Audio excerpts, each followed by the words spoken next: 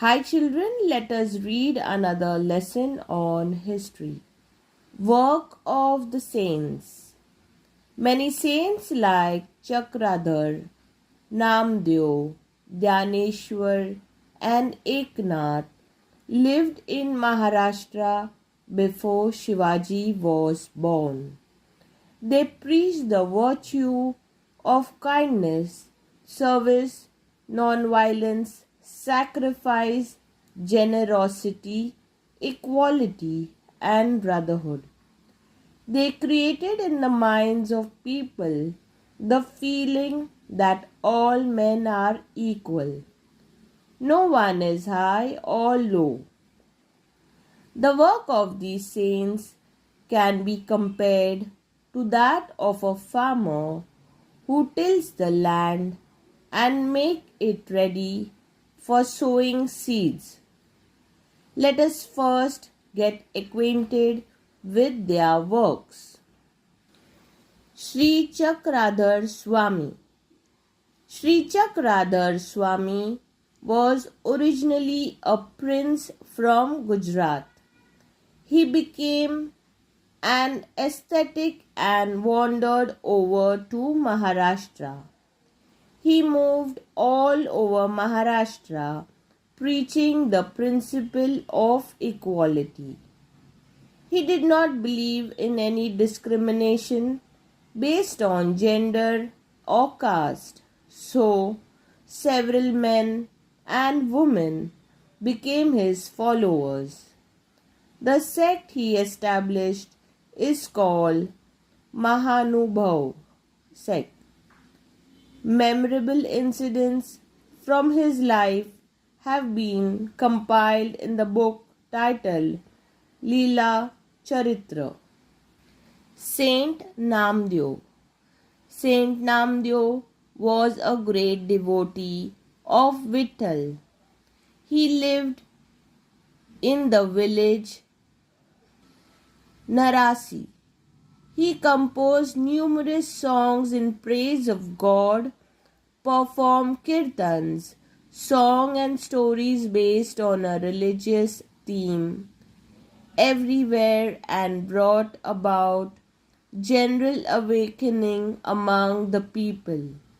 He travelled all over Maharashtra with Dhyaneshwar and taught the people deep devotion to God. He installed in them the desire to protect their religion. Sant Namdev later travelled all over India. He went to the Punjab, composed songs in Hindi, and spread the message of equality among the people. Even now, some of his devotional songs are found in the religious book of the Sikhs, Guru Granth Sahib.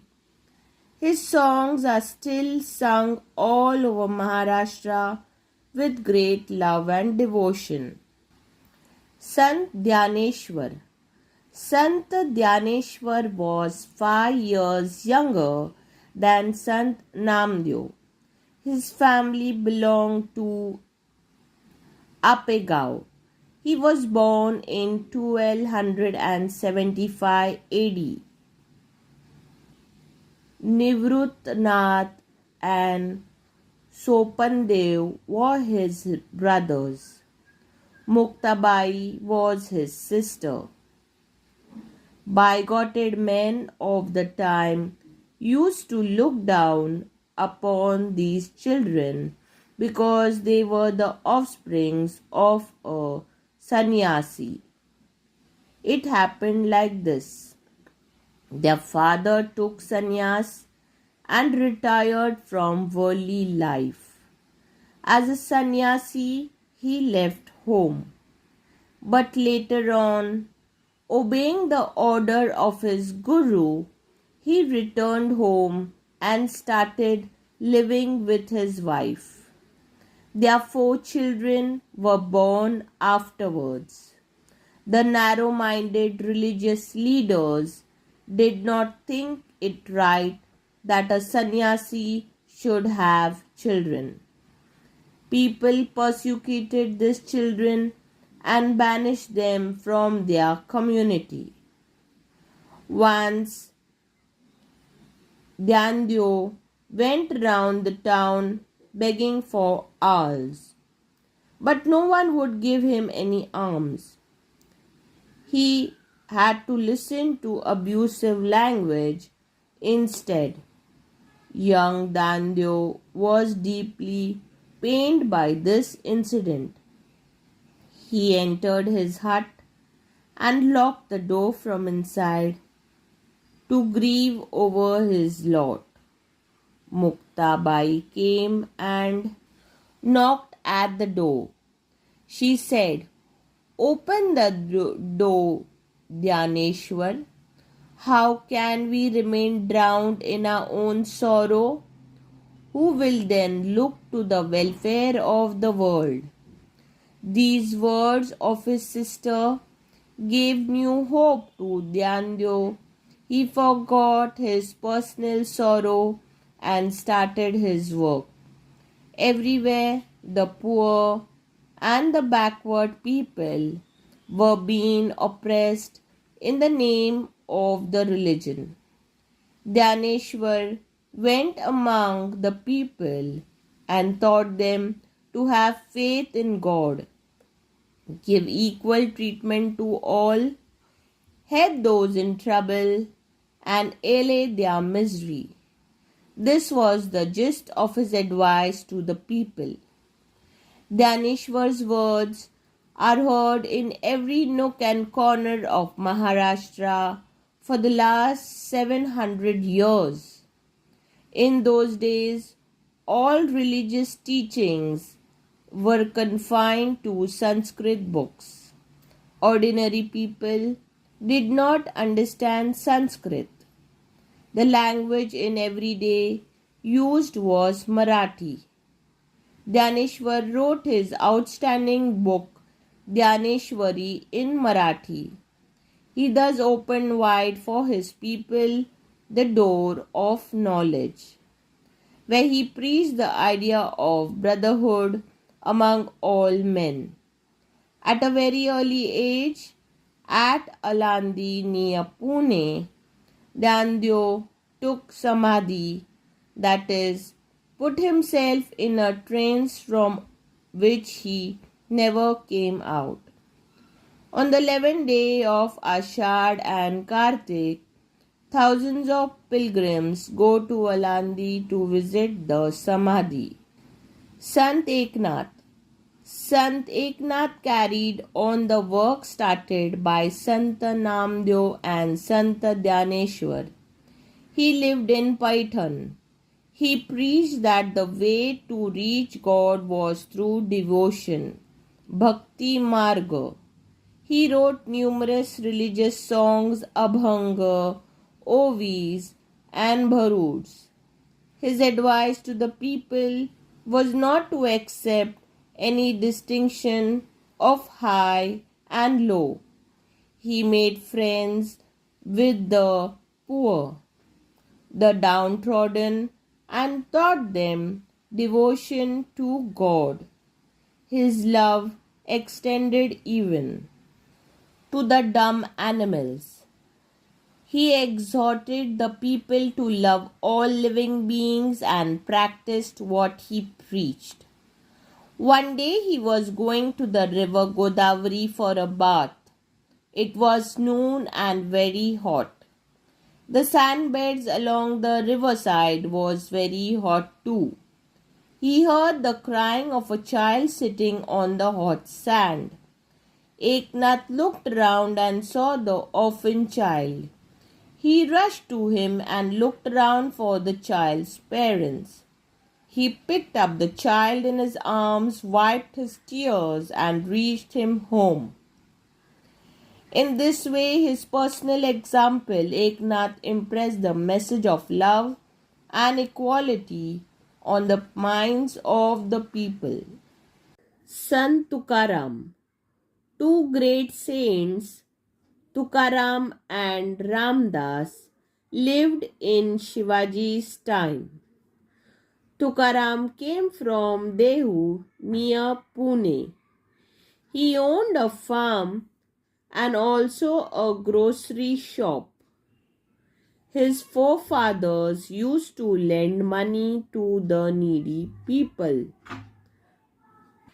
But Tukaram drowned in the river Indrayani all the record of loan papers he had, thus giving relief to many.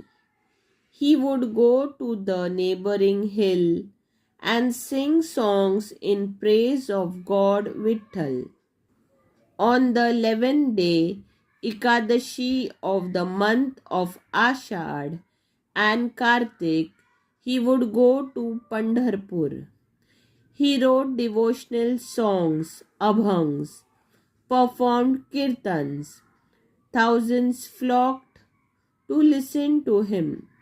Shivaji Maharaj also attended his kirtans. Sant Tukaram preached to the people about the virtues of pity, forgiveness, and peace of mind. He also gave them the message of equality. He alone is a saint, and God dwells with him who calls the weak and the downtrodden as his own.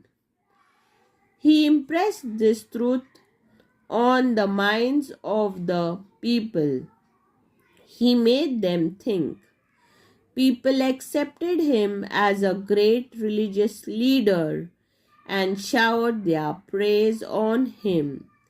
Even today, all over Maharashtra, we hear people proclaiming Gyaban Tukaram, the name of the two great saints.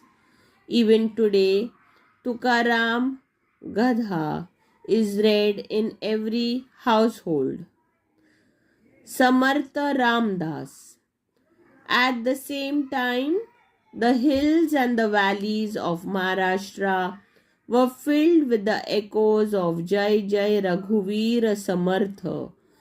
Glory be to the great Rama, an invocation constantly on the lips of the great saint Ramadas.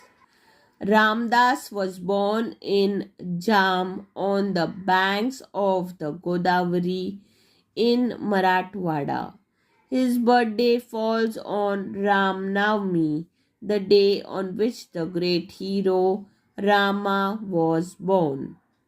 Narayan was his real name, but he preferred to call himself Ramdas, the servant of Rama.